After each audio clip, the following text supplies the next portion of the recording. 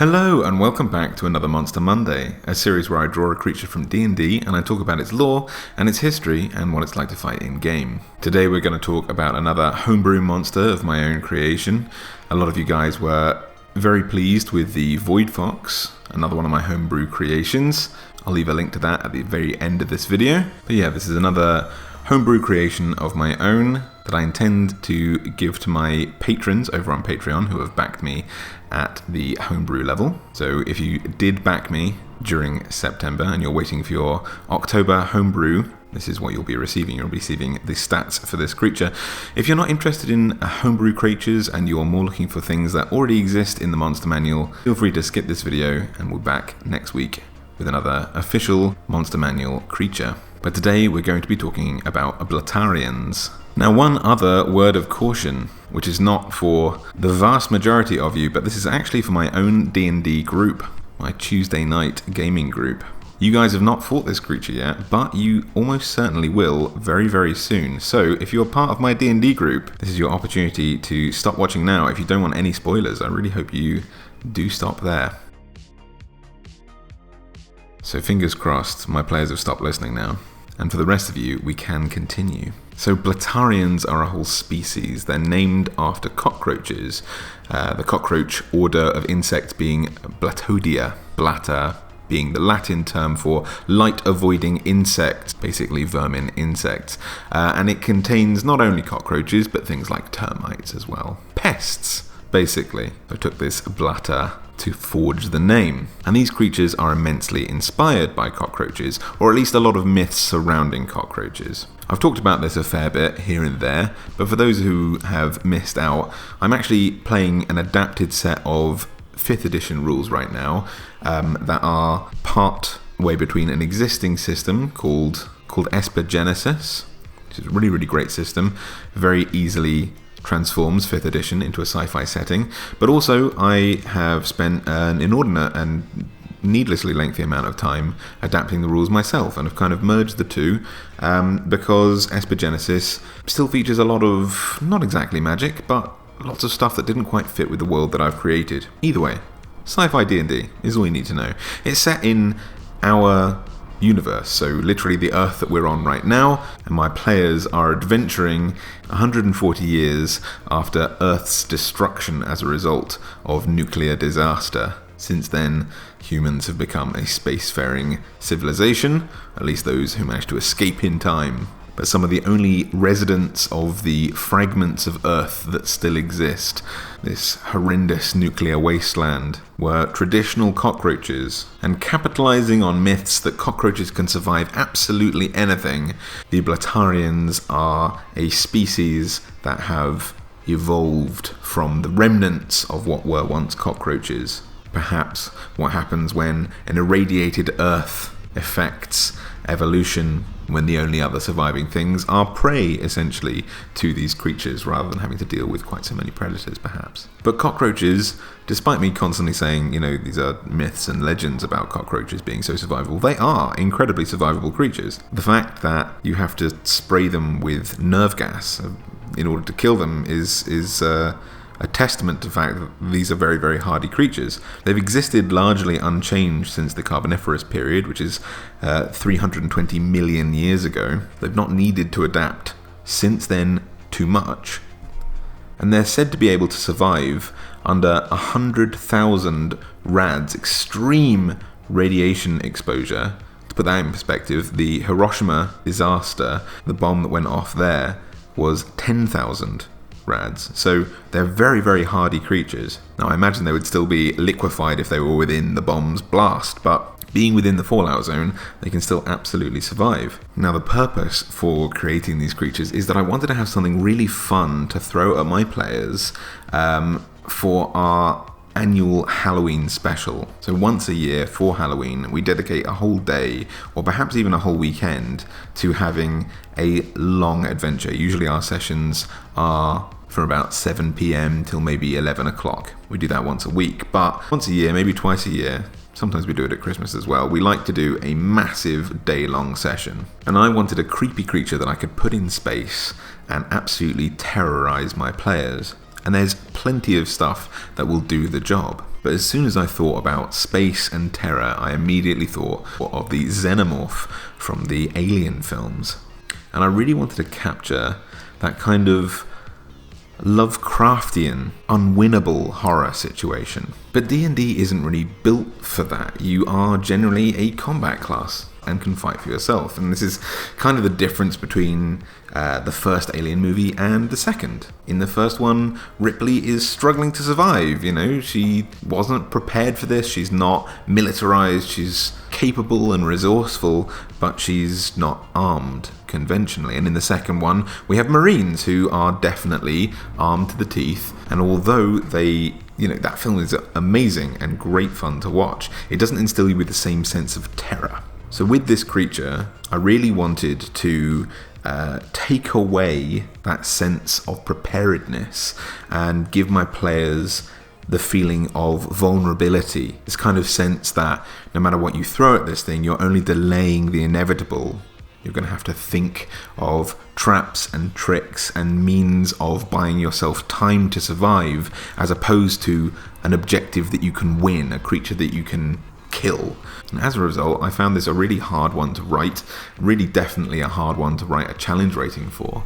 In the end, I put it at a challenge rating 6, for reasons that I'll go into later on, but to be honest, I'm still swithering about whether or not that was the right decision. I suppose with all homebrew, it's something that if someone is going to be using this creature, it's up to them to decide whether or not they think it's over or underpowered. Personally, writing it, I think it's more powerful than a challenge rating 6 creature, but at the same time, I tend to always underestimate my players' abilities to survive. They are always very resourceful and have managed pretty well, so who knows? Now, in the scenario that I'm going to be putting my players into, they're going to, very similar to the Alien movies, they're going to pick up on a distress signal.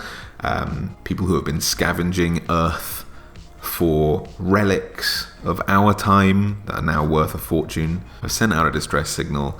My players will be pelted by an asteroid belt, and their ship will need repairs on the way to this distress signal, and they'll need some time to repair it once they dock with what is a much larger cargo vessel, and inside they'll find the crew have been destroyed by this one creature that they took on as cargo, thinking that it was valuable, but in the end it ended their lives. And while my players are forced to try and fix their ship in order to escape, they are also being hunted by this Blatarian. So how does it function? Well, it's a medium creature and it's chaotic evil. I've already said that I put its challenge rating around a level 6, but that's up to you. You can tell me where you think this thing should be in terms of challenge rating. I gave it an AC of 13. Just like cockroaches, it has these kind of chitinous plates, this natural armor on their backs. They have exoskeletons like most insects, their musculature flowing through inside their skeleton.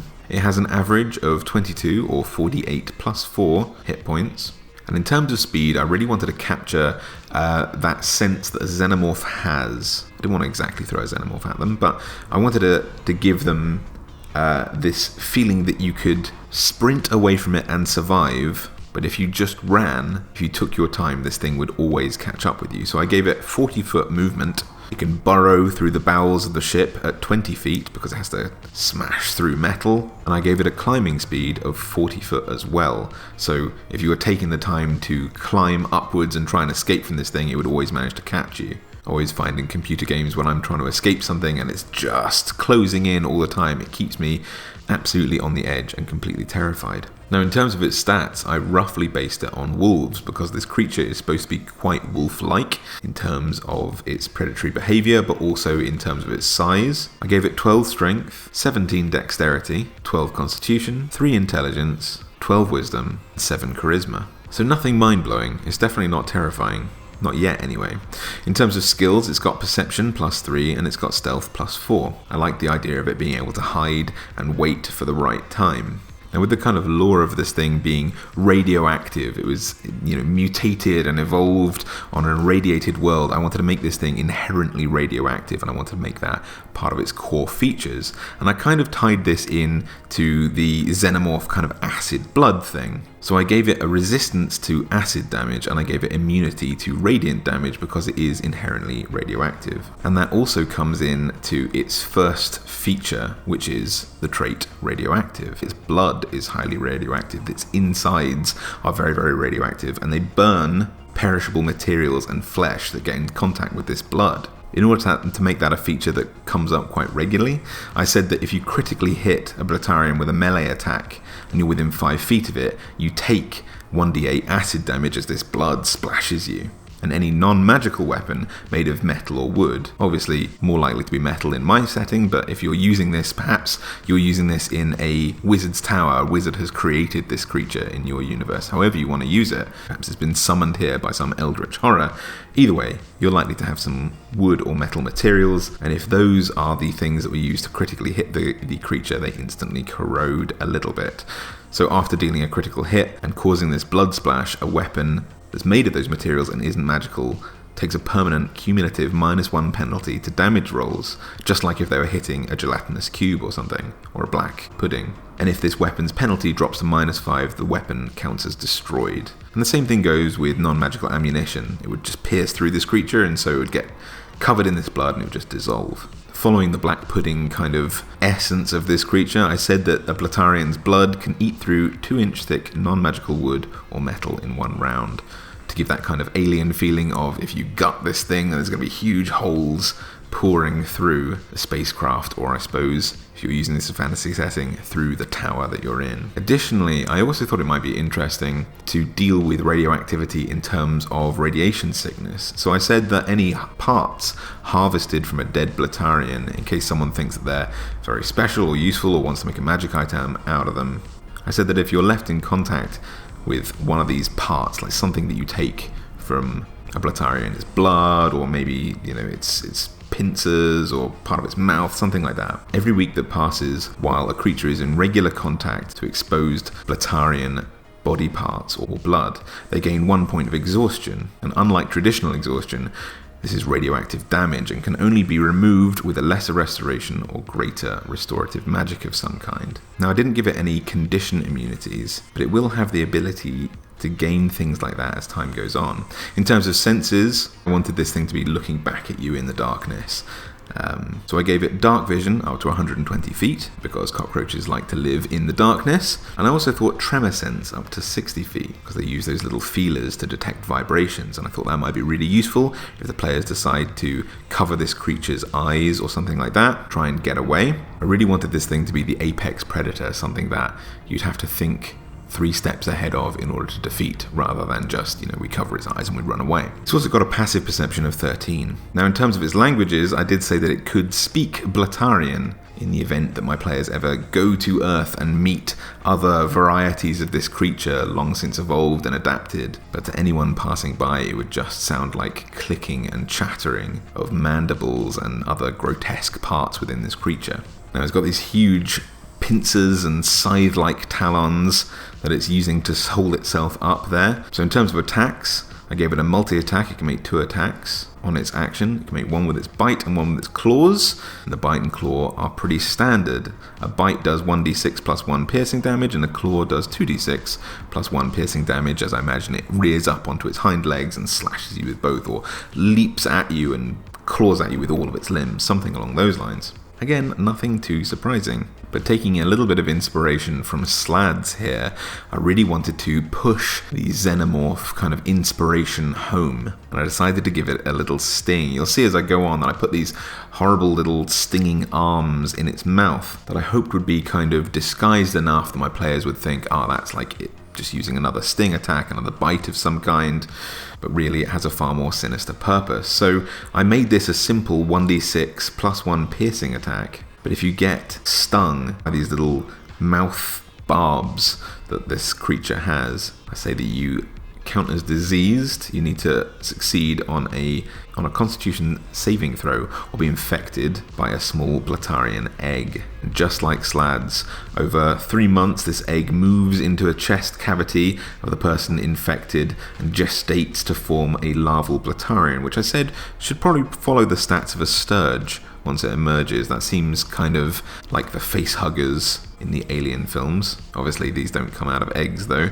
The larval Blatarian takes 24 hours once it's been born to grow into a full-grown adult, and then you have another one of these creatures to deal with. During the 3 months that this thing gestates and moves into the chest cavity of the infected person, it'll eventually burst forth from their chest, killing them instantly. But in the 24-hour period before giving birth, the host will start to feel unwell and its speed will be halved. It'll have disadvantage on attack rolls and ability checks and saving throws. Just to give players one final warning that maybe something's wrong. If they've not done a detect disease or anything like that in this time, in 3 whole months, just one final warning to say, hey, by the way, your character might insta-die in a second. Go and get yourself checked out. And if they ignore that warning, then they'll be faced with another Blatarian to deal with. So definitely something very gruesome, invasive, traumatizing, and power-removing about this creature. That ups its threat level a little bit. But then I really wanted to play on the cockroach's survivability,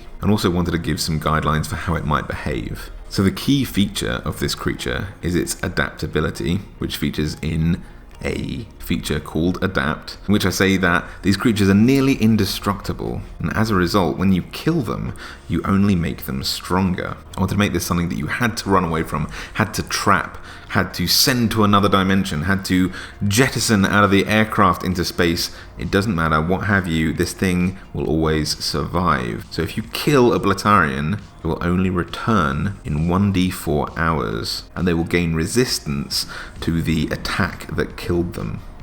The type of damage, whether you pierce it through the heart, whether you set it on fire, whether you blow it up, it'll then gain resistance to, let's say, piercing damage, or fire damage, or force damage. The idea being that you can never use the same trick twice. When they return, they also gain an extra d8 of HP when they started. They'll return with full health, plus an extra d8. But I wanted to make sure there was at least one way to kill this creature, and that is with frost attacks. Now, cockroaches can survive in boiling hot or freezing cold environments, but the colder it gets, the more sluggish they get, and they will often go into a hibernation state. And I thought that was a really interesting way to defeat these creatures. So I decided that if you use frost attacks, that's a kind of thing that the shifter will never become resistant to. I also mentioned that they do go into hibernation, so if you do jettison them into space, let's say, or find some other means of drowning them, or what have you, said that if they ever have to hold their breath for too long, they form a cocoon around themselves, and they count as petrified, postponing any damage on them,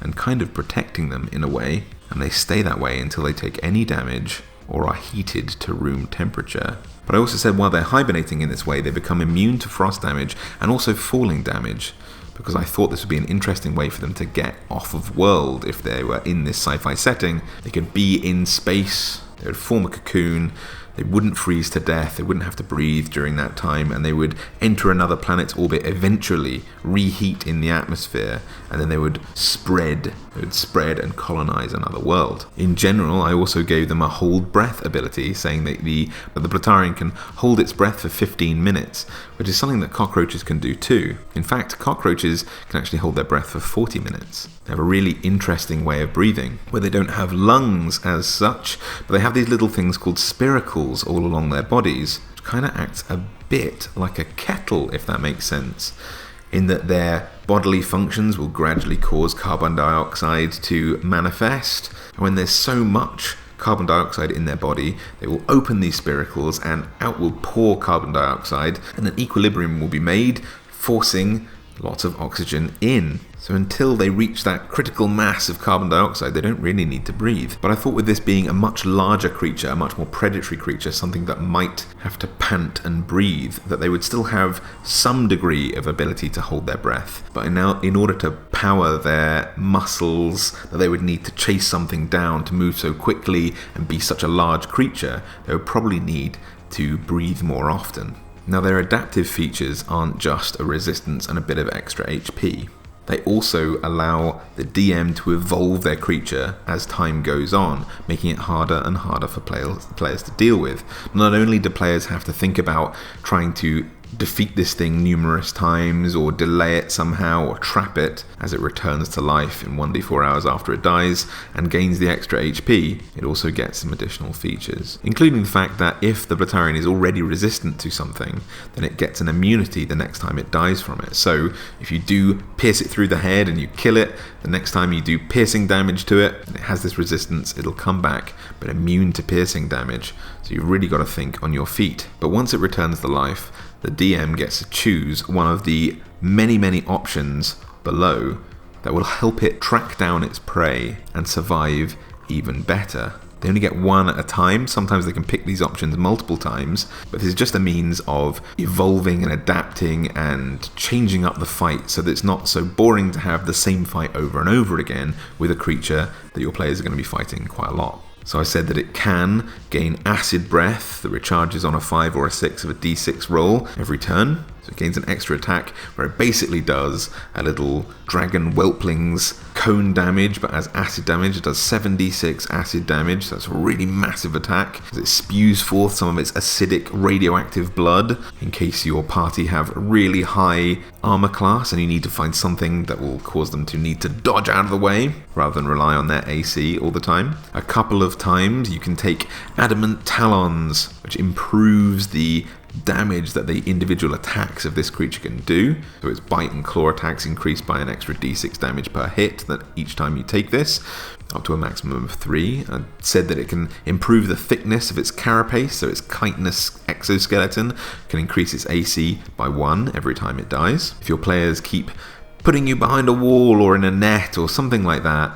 and bombarding you with ranged attacks, I said that it could grow spines or darts on its back, giving it a ranged attack of between 20 and 60 feet, and they deal 2d6 plus 1 piercing damage. I said that if you're really struggling to get around traps and tricks that your players are using, perhaps they're using lots of wisdom saving throw based abilities, they're charming your character too much, you could choose to enhance the capabilities of this creature by increasing 1 stat by 2 points or 2 stats by 1 point once it dies. You could grow extra limbs, allowing it to make an extra claw attack as part of its multi-attack. You could grow fins to give it a swim speed, or wings, little insect wings, like a locust, to allow it to have a flying speed if your players keep separating the distance between you. After watching Annihilation, there's a tremendous and horrifying creature in there that I really thought would make an amazing something to fight. There's a bear that can steal voices. I'm not going to give you too many spoilers there, but it can imitate noises that it's heard. And I thought,